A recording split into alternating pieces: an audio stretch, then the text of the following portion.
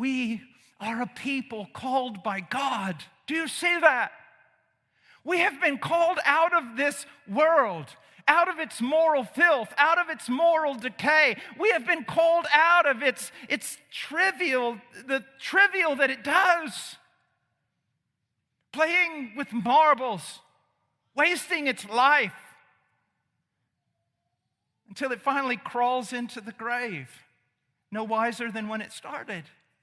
You've been called out to serve Him. You've been called out for eternity. You've been called out.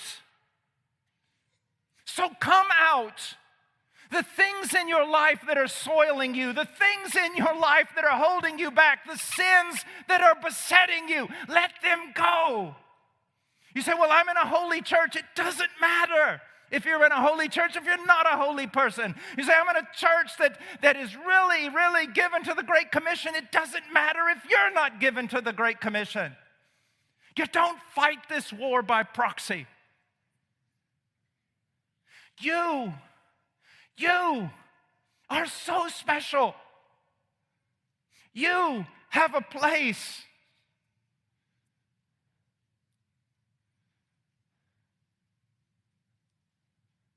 You have a place. Come out. Not just leaving immorality behind, but leaving the trivial behind. So much wasted time. So much looking and looking and looking. No. That's not for you.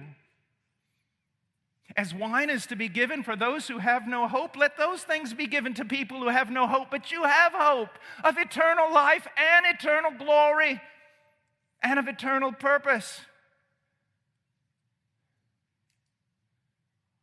Awake, sleeper, and arise. Come out from among them. He has called you to be sons and daughters. You were born in Zion. Your name is inscribed in the book. Come out and join forces with those who labor, with those who suffer, with those who cry, with those who fight.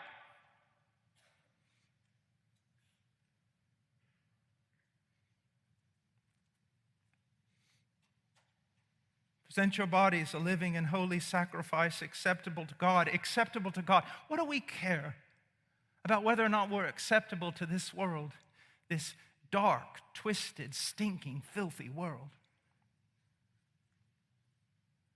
That now the West, turned over to apparent reprobation and apart from a revival, will run headlong into hell.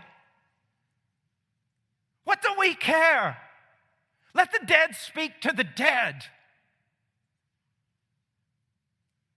Your only concern is to be acceptable to God and do what is pleasing in His sight. That's your only concern. And again, I'm not talking to a group of people. I'm talking to you and you and you and you.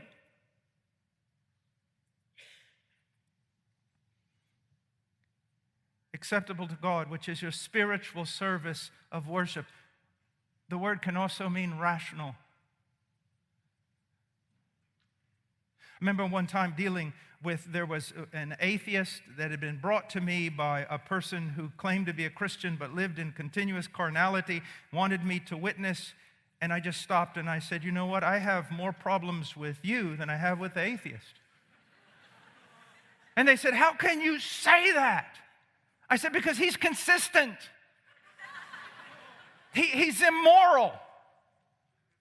And that's consistent with what he says he believes. There is no God. There is no absolute truth.